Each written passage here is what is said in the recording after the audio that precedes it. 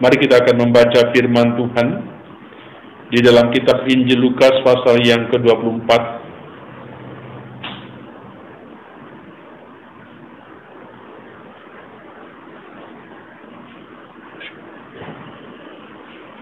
Injil Lukas pasal yang ke-24, ayat yang ke-50 sampai dengan ayat yang ke-53.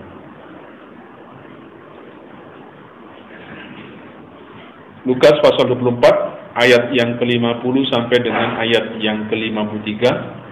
Mari kita akan membacakan bersama-sama. Demikian bunyi firman Tuhan.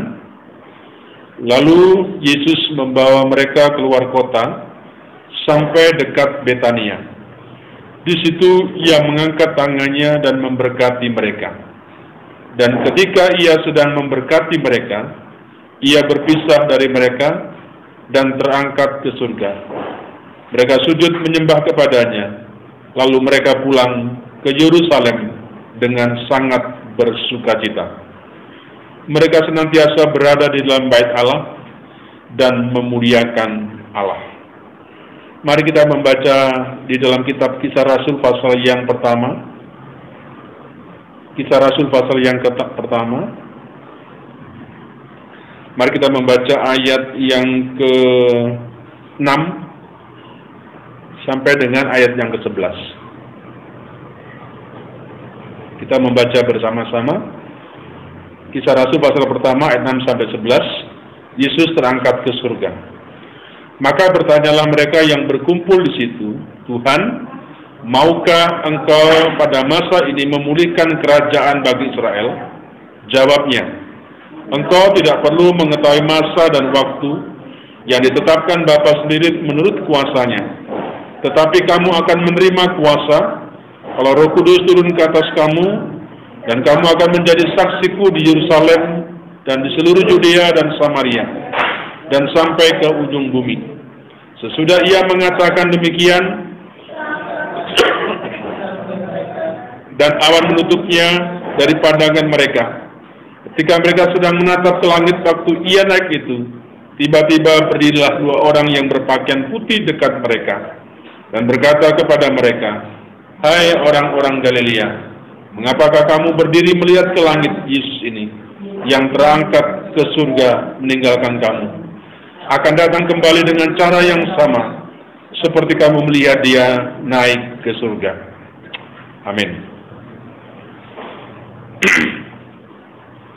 Seperti yang kita tahu bahwa hari ini adalah hari kenaikan Tuhan Yesus ke surga. Kita patut bersyukur Bapak Ibu, bangsa kita telah menetapkan kenaikan Yesus Kristus ke surga itu sebagai hari libur nasional. Ya. Ini menunjukkan bahwa bangsa kita mengakui secara nasional peristiwa kenaikan Yesus ke surga. Bapak Ibu yang punya WA, mungkin ada pesan dari Bapak Kemenak, ucapan daripada beliau tentang hari kenaikan Tuhan Yesus. Kita bersyukur untuk hal ini.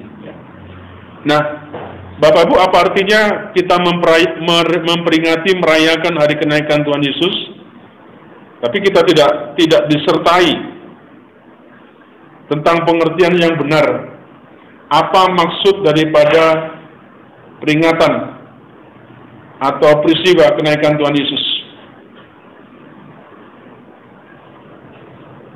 Kalau kita tidak mengerti dengan benar, maka sepertinya sia-sia dalam kita beribadah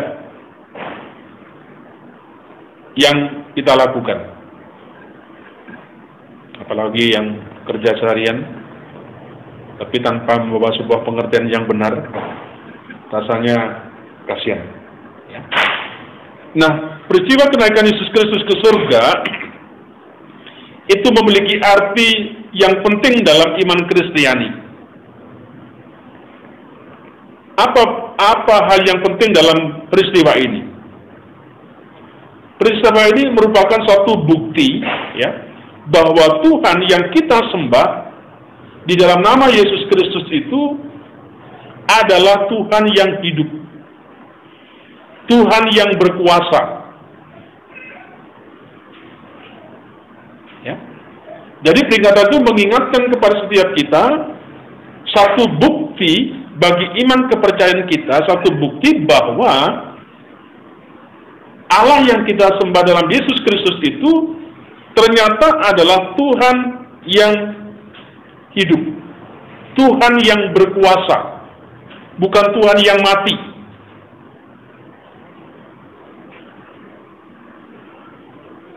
Dia tidak hanya mengasihi kita dengan rela mati di kayu salib, lalu bangkit dari kematiannya di hari yang ketiga, tetapi dia juga naik ke surga. Nah, Tuhan Yesus naik ke surga memang dia adalah berasal dari surga. Kenapa dia naik ke surga? Karena memang asal daripada Tuhan Yesus itu bukan di dunia, bukan di bumi. Dia berasal dari surga. Makanya dia juga kembali ke surga. Kalau kita membaca dalam Yohanes pasal 8 ayat 23, di sana dikatakan aku dari atas. Ya. Aku dari surga, aku dari atas. Aku bukan dari dunia ini. Jadi kita ini menyembah, kita ini memuliakan, kita ini meninggikan Tuhan, mengikut Dia, bukan yang berasal dari dunia. Tetapi kita mengikut Dia, kita menyembah Dia, kita taat kepada Dia, karena Dia adalah Allah yang asalnya itu dari surga. Itulah yang membedakan Bapak Ibu dalam iman Kristiani kita. Kita tidak mengikut orang yang dari dunia, tetapi kita mengikut orang yang asalnya dari surga. Satu pribadi yang asalnya daripada surga. Nah, selain itu, satu bukti bahwa Yesus itu hidup, satu bukti bahwa Dia berkuasa. Selain bukti itu, kenaikan Yesus ke surga untuk menyediakan tempat bagi umatnya. Dengan jelas Alkitab menegaskan kepada kita, selalu mengingatkan kita berulang-ulang, ketika Dia naik ke surga, tujuannya, maksudnya adalah bahwa Tuhan Yesus menyediakan tempat bagi umatnya. Coba lihat dalam Yohanes pasal 14 ayat 2 dan 3.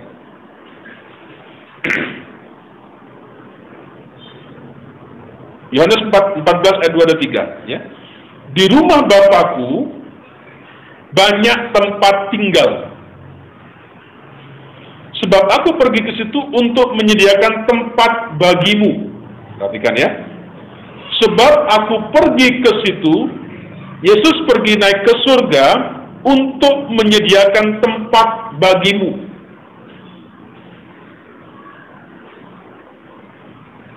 Aku akan datang kembali dan membawa kamu ke tempatku. Pada waktunya nanti, kata firman Tuhan, Yesus juga akan datang yang kedua kalinya. Apa tujuannya datang kedua kalinya? Yesus akan membawa kita ke tempat Yesus ada, yaitu surga. Supaya di tempat di mana kamu berada, kamu pun juga berada. Inilah sebuah keyakinan, kepercayaan daripada iman Kristen ketika yang tidak boleh dilupakan tentang peristiwa kenaikan Yesus ke surga. Dia menyediakan tempat bagi kita suatu saat nanti.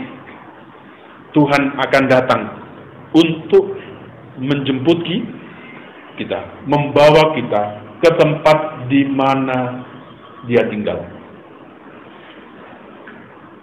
Rumah dalam bahasa Jawa dikatakan rumah itu, bahasa Jawanya itu papan, ya. Rumah itu papan. Nah, rumah itu ada salah satu kebutuhan primer, kebutuhan yang pokok, ya, daripada manusia.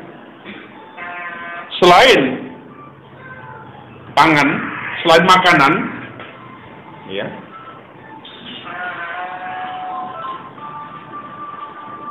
selain pakaian, selain pangan, sandang, ya, pakaian, rumah itu juga menjadi satu kebutuhan yang pokok.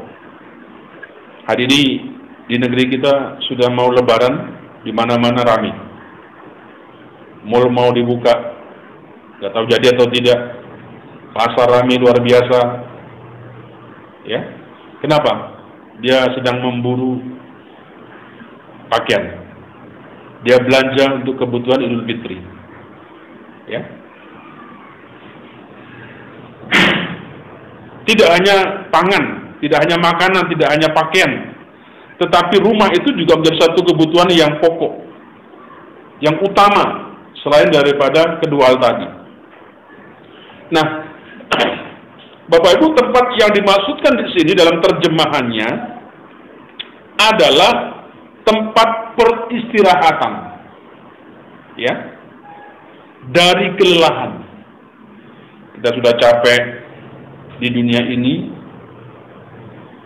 ya, bekerja, melayani Tuhan, mengikut Tuhan, kita sudah capek. Dikatakan Tuhan sudah menyediakan tempat bagi kita umat-umatnya, tempat peristirahatan dari segala kelelahan kita. Nah, di tempat ini, di tempat itu orang percaya tidak lagi merasa duka. Di tempat itu tidak lagi orang ada dalam kesedihan. Tidak ada air mata. Ya.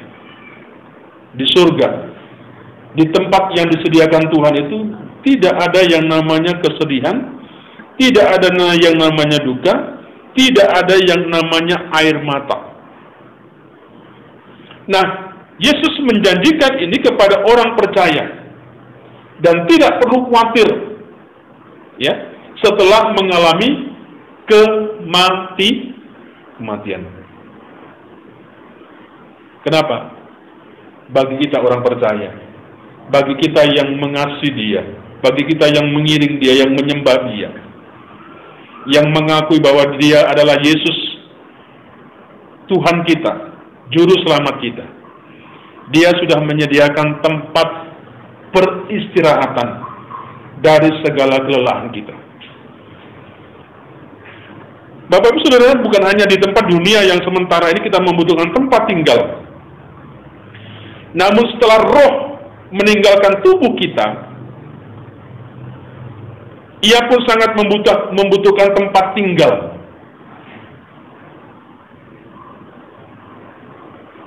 Nah, tempat tinggal daripada roh kita itu tidak bisa dibangun oleh manusia.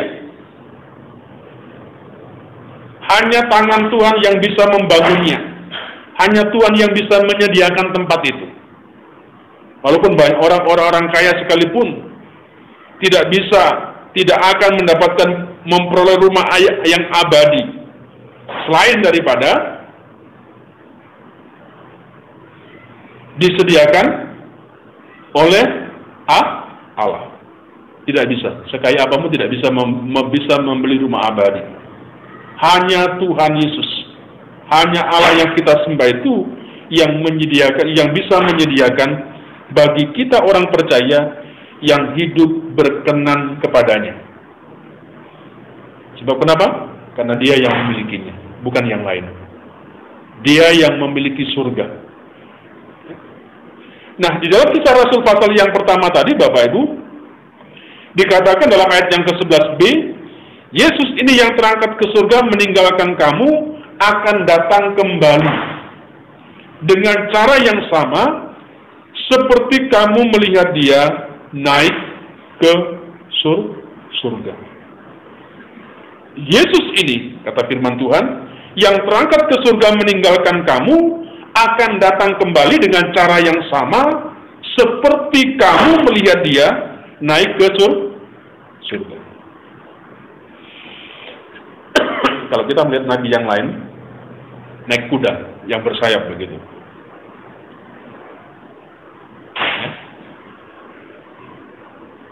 Nah, apa yang dimaksudkan dengan ayat yang ke-11 ini, Bapak Ibu? Dengan kenaikan Yesus ke surga, ini menandakan seperti apa yang dikatakan oleh Menteri Agama tadi pagi. Kenaikan Isa Al-Masih itu, bagi kita orang percaya, merupakan satu jaminan keselamatan dan hidup yang kekal bagi setiap orang yang percaya kepadanya. Itu yang dikatakan oleh Pak Menteri Agama, ya. Kenaikan Yesus ke surga suatu momentum bagi orang percaya, dikatakan sebagai sebuah kepastian jaminan keselamatan dan hidup yang kekal bagi setiap orang yang percaya kepada Tuhan. Ada sebuah kepastian, ada sebuah jaminan yang pasti bagi kita yang percaya kepadanya.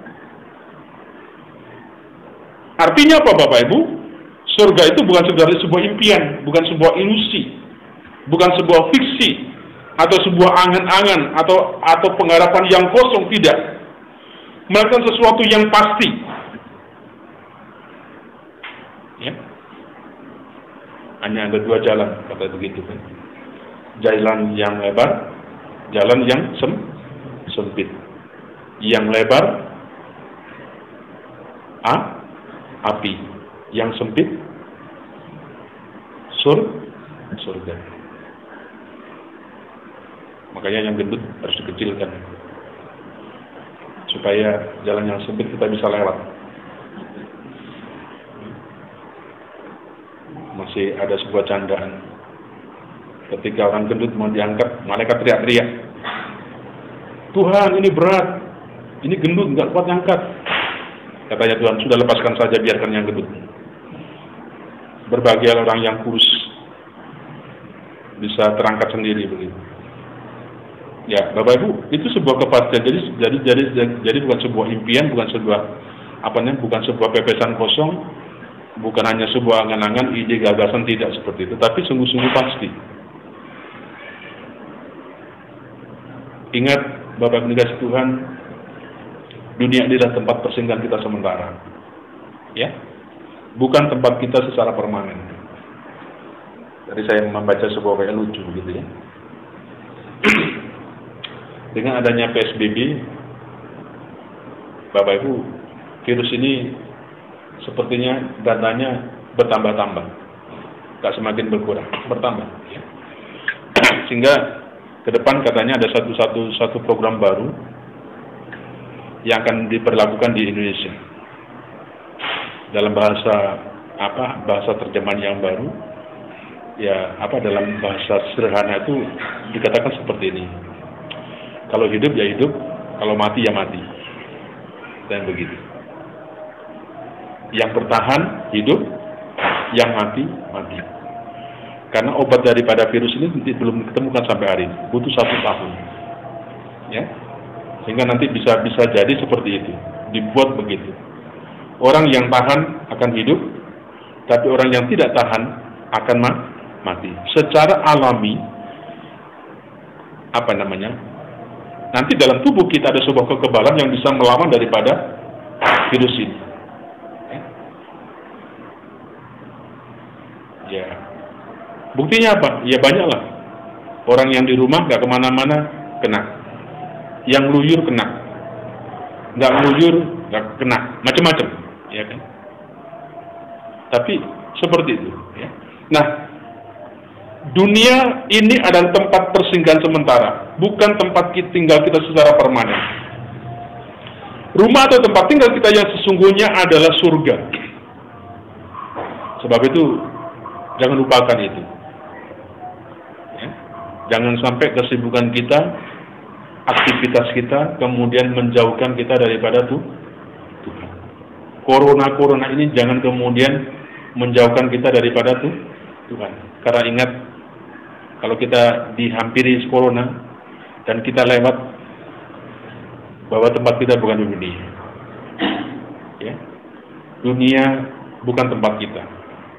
Tempat kita adalah yang sudah disediakan oleh Tuhan.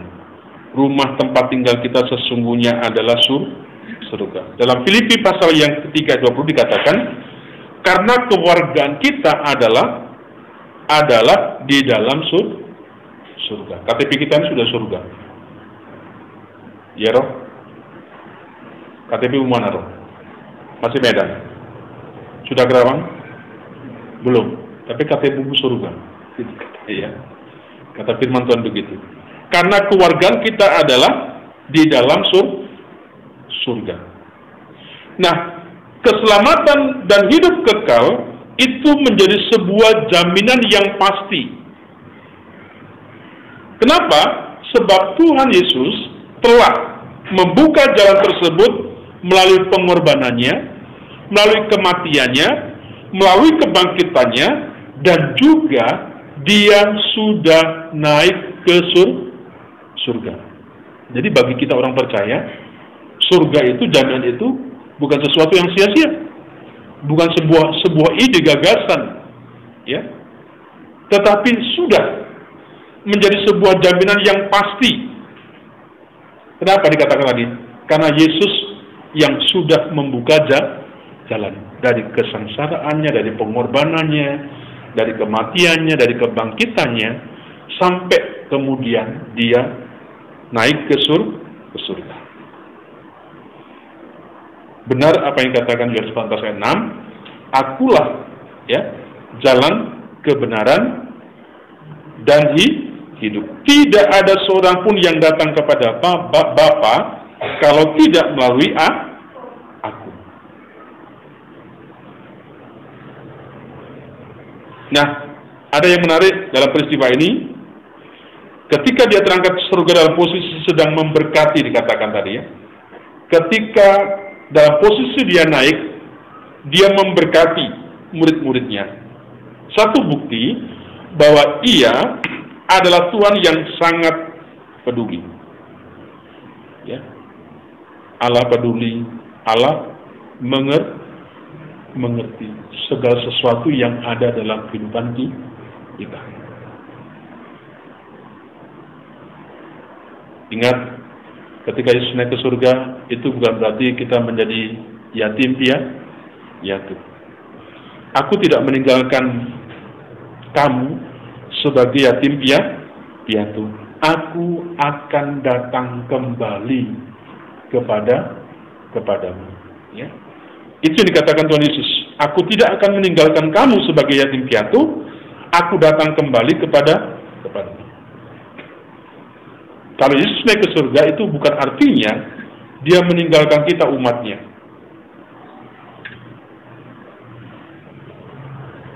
Tapi ingat, Yesus sudah memberikan, ketika Dia naik ke surga, Dia berjanji akan memberikan penolong. Siapa itu? Roh Kudus. Ketika Dia meninggalkan kita, janji Tuhan kepada setiap kita, Dia akan memberikan Roh Kudus. Tuhan mengutus Roh Kudus turun ke dunia untuk menyertai, untuk mendampingi, untuk menolong, ya, dan tinggal di dalam diri setiap orang percaya, ya. Ada nggak Roh Kudus dalam hati, dalam hidupku? Bagi orang percaya, sebenarnya Roh Tuhan itu, Roh Kudus itu sudah ada. Roh Kudus itu bukan sesuatu yang roh yang gentayangan kira-kira itu. Ya. Ada filmnya apa itu yang setan itu? Apa namanya itu? Ada film-film seperti kayak kartun itu. Gesper. Roh Kudus itu bukan seperti Gesper gitu, kelayapan gitu, siapa yang mau tidak. Bagi orang percaya, kata firman Tuhan, Roh Kudus itu sudah ada, sudah tinggal dalam kehidupan kita. Makanya perlu dipelihara, perlu dirawat, perlu jangan kemudian diusir, jangan kemudian dibiarkan seperti itu. Ya. Jadi dengan pertolongan Roh Kudus, umat Tuhan benar-benar sedang dipersiapkan untuk menjadi mempelai-mempelai yang tidak bercacat celah. Saat nanti Tuhan datang yang kedua kali. Roh Kudus yang sudah menemani kita. Roh Kudus yang menolong kita, yang mendampingi kita di saat apapun. Kelak ketika Yesus datang, ya, kita ini tidak bercacat celah. Sekarang pertanyaan yang terakhir. Kalau demikian, kalau kita mengerti, kita memahami apa maksud daripada kenaikan di surga, apa yang harus kita lakukan? Apa yang harus kita perbuat? Sebuah kepastian yang jelas bagi kita orang percaya. Sekarang pertanyaannya, apa yang harus kita lakukan? Mari tetaplah teguh kepada Yesus Kristus. Itu yang pertama. Tetap teguh kepada Yesus Kristus.